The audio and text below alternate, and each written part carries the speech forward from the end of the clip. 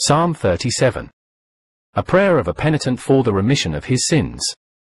The third penitential psalm. Domine, ne in furore.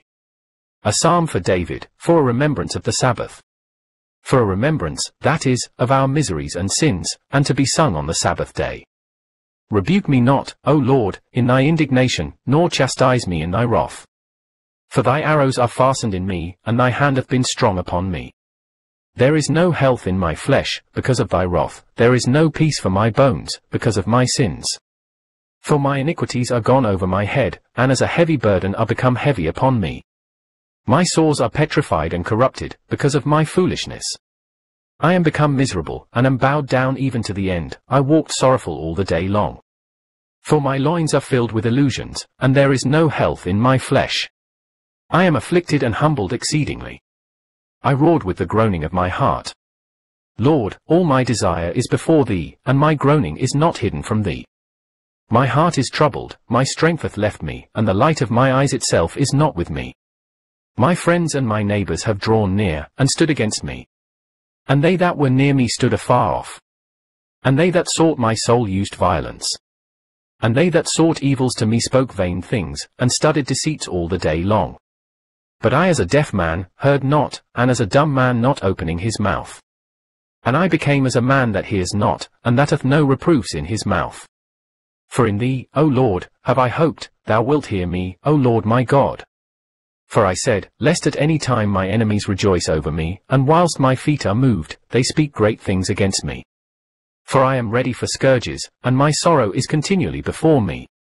For I will declare my iniquity, and I will think for my sin. But my enemies live, and are stronger than I, and they that hate me wrongfully are multiplied. They that render evil for good, have detracted me, because I followed goodness. Forsake me not, O Lord my God, do not thou depart from me. Attend unto my help, O Lord, the God of my salvation. Explanation of the Psalm. 1. A psalm for David, for a remembrance of the Sabbath. For a remembrance, that is, of our miseries and sins, and to be sung on the Sabbath day. The penitent David prays to God not to punish him in his anger and his wrath, as the judge deals with the culprit, but in his mercy, as the physician does with the patient.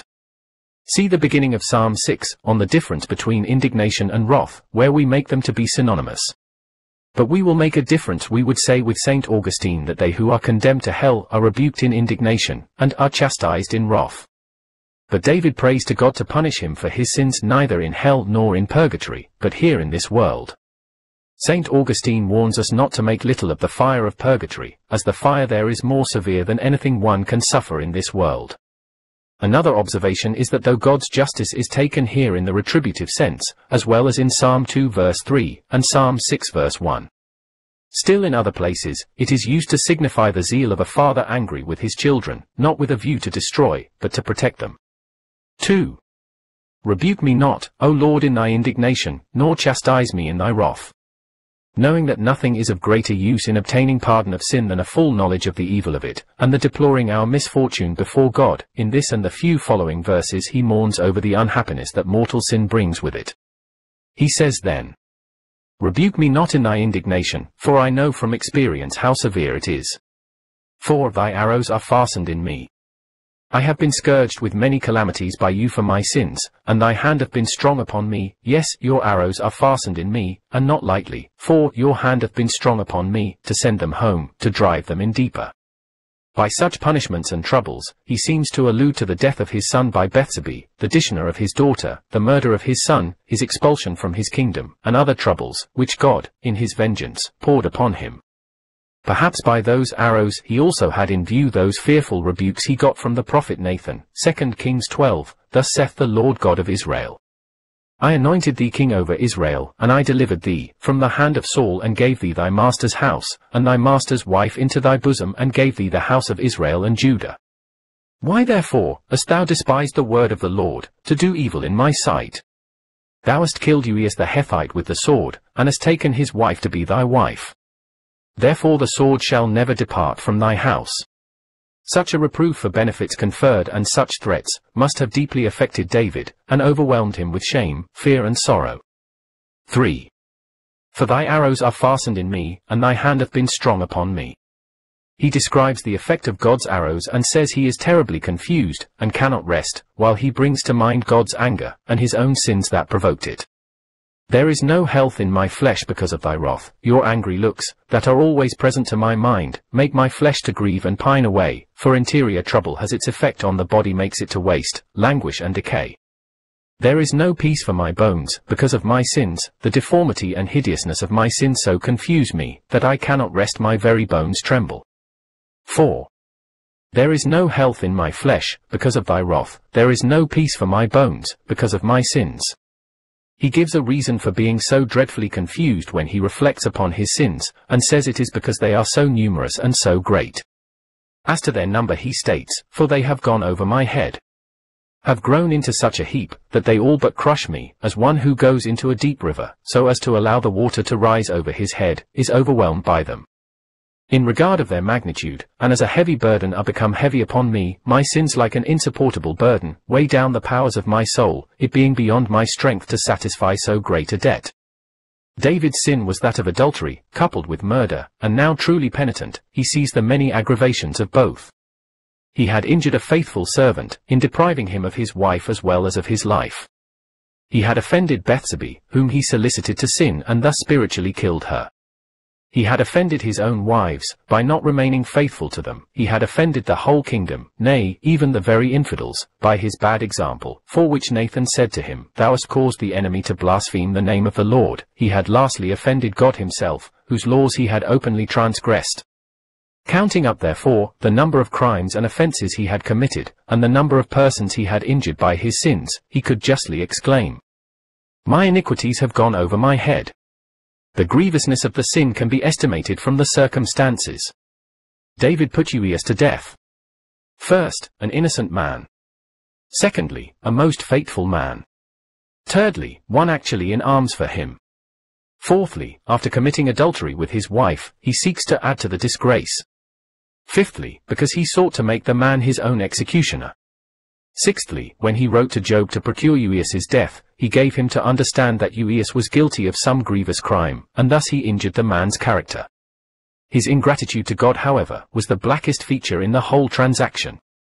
God had bestowed on him all manner of temporal and spiritual favors in the greatest abundance, made him a great king, an accomplished prophet, a brave general, endowed him with prudence, strength, beauty, riches, everything that the heart of man could desire, all of which contributed to aggravate the heinousness of his sins, and which he must have acutely felt when he exclaimed, My iniquities, as a heavy burden, are become heavy on me, and the reason why so few conceive the sorrow they ought for their sin is, that few look back upon them, and weigh them with the reflection that David did. 5. For my iniquities are gone over my head, and as a heavy burden are become heavy upon me. This applies to the time between the commission of the sin of adultery and the admonition of Nathan the prophet, more than 9 months.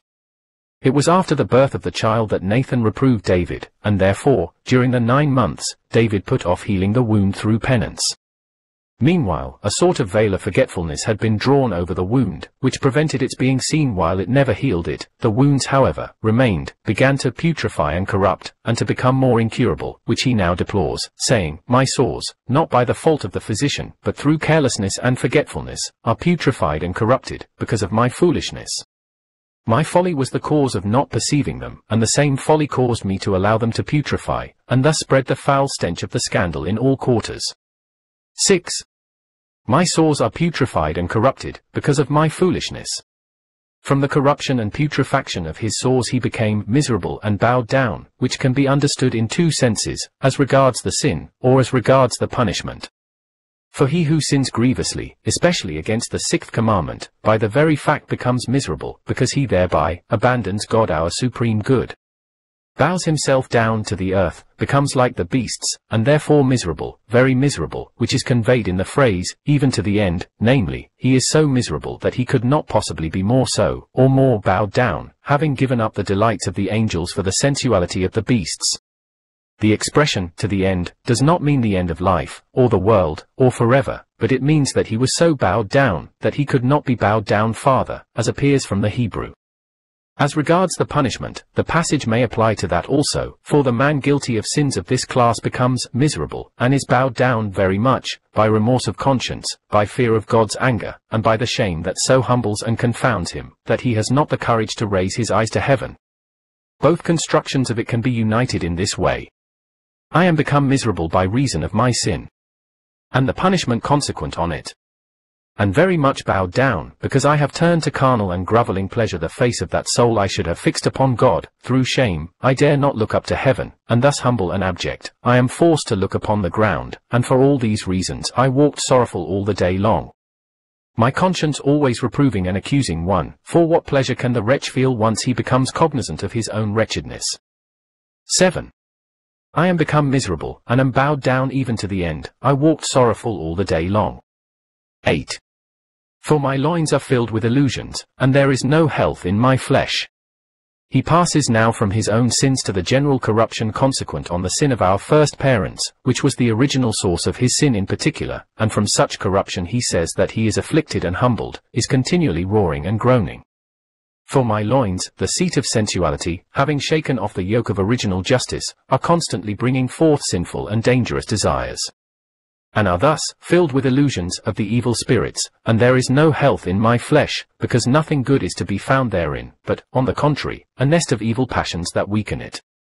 Therefore, I am afflicted and humbled exceedingly, because I am ashamed to have to say that I, a rational being, should not keep myself beyond the reach of such low concupiscence, and therefore, I roared through grief, with the groaning of my heart, which provoked me so to cry out and bemoan. 9. I am afflicted and humbled exceedingly. I roared with the groaning of my heart.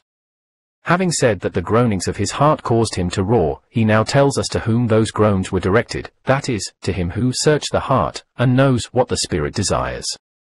Lord, all my desire is before thee, thou, O Lord alone, see the whole extent of my desires, which turn entirely on the being delivered from my evil concupiscence, that I may at length arrive at the Sabbath of perfect rest, and on this subject my groaning is not hidden from thee, similar to what the Apostle writes, Romans 8, even we ourselves groan within ourselves, waiting for the adoption of the sons of God, the redemption of our body. 10. Lord, all my desire is before thee, and my groaning is not hidden from thee. He goes on describing the corruption of human nature, and says, my heart is troubled, meaning, the intestinal war between his inferior and superior parts, and adds, my strength hath left me, for such is the weakness caused by the rebellion, that man must, whether he will or not, be subject to evil desires, and exclaim with the Apostle, Romans 7. For, to will good is present with me, but to accomplish that which is good I find not. Finally, he adds, and the light of my eyes itself is not with me. The same rebellion has not only caused infirmity of purpose, but also blindness of intellect. We often judge of things not as they are, but as they appear to us, however badly disposed we may be, as those laboring under fever think what is sweet is bitter, and what is bitter is sweet. And therefore, he does not say, the light of my eyes is extinct, but, is not with me, for the light of prayer and of understanding is in the soul, but being oppressed by our corruptible body and our carnal desires, we cannot make use of it, and therefore he says, the light of my eyes, meaning interior light, is not with me, to guide me though it is really within me. It is there in reality, but not practically. 11. My heart is troubled, my strength hath left me, and the light of my eyes itself is not with me. Having described the internal war that is constantly going on within man, he now speaks of the external war, the persecutions and sufferings that are consequent on sin. He first complains of his friends and neighbors rising up against him, particularly in Absalom's rebellion, in which he was joined by a great number of David's friends and neighbors. And they that were near me stood afar off, while some of his friends, such as Absalom and his companions, pressed in upon him to put him to death. His own servants and soldiers who were near him stood aloof and did not protect him. 12. My friends and my neighbors have drawn near, and stood against me. And they that were near me stood afar off. 13. And they that sought my soul used violence. And they that sought evils to me spoke vain things, and studied deceits all the day long. 14.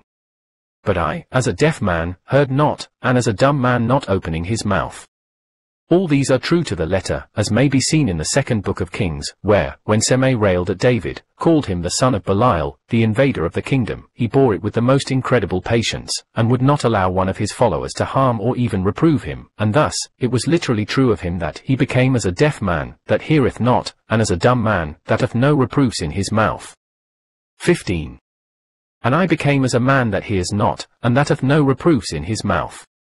He assigns 3 reasons for having been so deaf and so silent. The first is, because he considered it would be of more service to him to put his trust in God, than in any defense he could set up for himself. I was silent, for in thee, O Lord, have I hoped.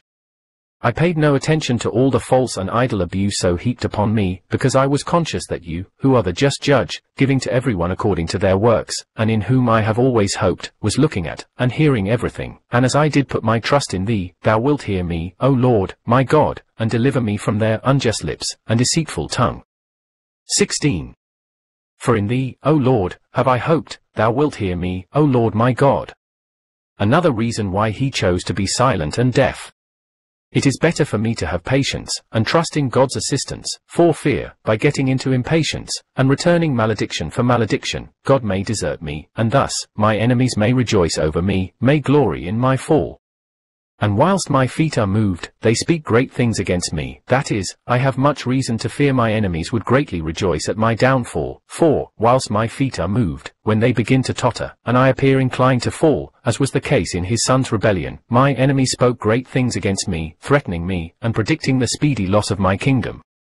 17.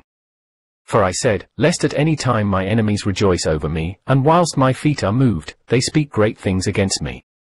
A third reason for being silent and deaf before his enemies.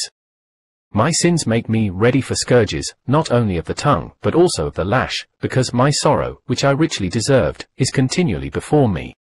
Or, if you will, because of my sorrow, that is, my sin, which is the cause of continual sorrow to me, never left my heart. 18. For I am ready for scourges, and my sorrow is continually before me. He assigns a reason for being prepared for the scourge, because I acknowledge and confess that I sinned, and thereby deserve it, and I will think for my sin, how I may make sufficient atonement for it. A salutary lesson to the sinner to use all efforts to make satisfaction, and gladly to seize on every opportunity of exercising their patience, when God is good enough to give them the opportunity. 19. For I will declare my iniquity, and I will think for my sin. Having explained the reasons why he thought proper to remain silent and deaf before his enemies, that by his patience he may propitiate the Almighty, he contrasts that patience with the malice of his enemies. He did not return evil for evil, they on the contrary, returned evil for good, and yet they enjoyed life, they exulted and were strengthened, which are noted here by David, with a view of moving God to deal more mercifully with himself. My enemies live, and are stronger than me, I am humbled and afflicted, and yet bear everything as patiently as if I were deaf and dumb. In the meantime, my enemies live, are quite alive, and active, and exulting, and are stronger than me, have grown stronger and braver, and are multiplied, have increased in number, who hate me wrongfully, without any just cause or provocation. He probably refers to Absalom's conspiracy, who falsely persuaded the people that the king would appoint no judges but unjust ones, which he would remedy were he appointed king. Hence the people rebelled, and with their whole heart followed Absalom. 20. But my enemies live, and are stronger than I, and they that hate me wrongfully are multiplied. He proves his assertion as to his enemies hating him without any just cause. They that render evil for good have detracted me without cause, because I followed goodness. Most truly have my enemies hated me without cause, for the very people that most detracted me were those that returned evil for good, for instance, his son Absalom, and his minister Achitophel. Absalom had received many favors from his father. A short time before, his life which he had forfeited by the murder of his brother, had been spared, and still he denounced his father as unjust and careless, telling those who came to the king for justice, "Your case seems to be fair and just, but the king will appoint no one to hear you." 2 Kings 15. Achitophel, also, who was raised to the greatest honors by David, to be even his prime minister, forgot all and revolted to Absalom, and gave him most pernicious advice against his father. And they that render evil for good have detracted me, but they did so, because I followed goodness, because I acted sincerely and honestly in everything, in striking contrast to their unjust and impious thoughts and desires. 21. They that render evil for good, have detracted me, because I followed goodness. 22. Forsake me not, O Lord my God, do not thou depart from me. From what he said he infers that God will protect him, and prays he may, and nearly repeats the first verses of the psalm. God punishes, in his indignation and in his wrath, when he deprives man of his grace, departs from him as from an enemy, and leaves him among his enemies, without giving him the slightest assistance. Having said in the beginning of the psalm, Rebuke me not, O Lord, in thy indignation, so he now says again in the end, Forsake me not, O Lord my God. Let not your grace desert me, for you are the Lord that made me, and the God that created me for yourself, the supreme happiness. Do not depart from me, as from an enemy, but rather as a father, attend unto my help, look with care to my assistance, thou, O Lord, the God of my salvation, thou who art the source of my salvation, from whom alone I expect it, and in whom alone I trust. Such seems to be the literal meaning of this psalm. However, as many of the Holy Fathers apply this psalm to Christ, and it is possible that the whole psalm was intended for Christ, we now give an explanation of it in that sense. Another explanation of the Psalm 37. 1. Christ speaks for his body, the church, and prays it may be freed. 2. He says, he asks in justice for it, because he had taken upon himself the arrows of God's anger that were upon it. 3. He describes his passion generally, by reason of which, from the sole of his foot to the top of his head there was no health in him, and when he says, because of my sins, we are not to understand his own sins, but those he made his own, that he might atone for them. 4. He says, the reason there was no health in him, from the sole of his foot to the top of his head, was that the sins he undertook to atone for were so numerous and so grievous, that they rose over his head, and weighed him down. 5-7. He says those things for his body, deploring the corruption of the human race, as if one would say, I am sick in my feet, my hands and my stomach. The heart is speaking meanwhile, but does not speak of the pain itself suffers, but of what the members suffer. 8. He now begins to enter into the details of his passion, alluding here to the prayer in the garden. 9 and 10. The prayer in the garden, still alluded to, in which he asked to have the chalice pass from him, and he began to be confused, to fear, to despond, and to be sad, and to feel the full force of his approaching passion. He would not have the strength and light of the divine consolation, so that an angel from heaven had to come and strengthen him. 11. Fulfilled to the letter in Judas his friend, and the Jews his neighbors, when they laid hands on him. The latter was fulfilled in Peter, who followed him at a distance, and the apostles who fled altogether. 12. Alluding to the council of the chief priests, anxiously seeking false witnesses to destroy him. 13 and 14. Literally applying to Christ, who first before Caiaphas, then before Pilate and Herod, set up no defense, but like a lamb in the hands of the shearer, was silent, Isaiah 53. 15. An allusion to the same silence. He was silent before man, because he would not be silent before God, from whom he expected his reward, the salvation of his people. 16. Christ displayed the most unconquerable patience, for fear his enemies should rejoice at his want of it. While his feet were moved, while he appeared for a while to be weak and infirm, they spoke great things against him, saying, if he were not an evildoer, we would not have delivered him up to you. We found this man perverting our nation. 17. And so he was scourged, slapped on the face, and crowned with thorns. 18. He will declare a sin he did not commit, but which he assumed to atone for, and he will think, yes, and anxiously, how to destroy it thoroughly, which he did, when he bore our sins in his body upon the tree. 1 Peter 2. 19. Accomplished when the chief priests, thinking they had succeeded, exulted, and insulted him as he hung upon the cross. 20. Namely, when they said to him on the cross, Var, thou that destroys the temple of God, and also, let him now come down from the cross. 21. The very words our Saviour made use of when he said, my God, why hast thou forsaken me? 22. Because thou wilt not leave my soul in hell, nor wilt thou give thy Holy One to see corruption, but help me, show me the ways of life, and fill me with joy with thy countenance. Psalm 15.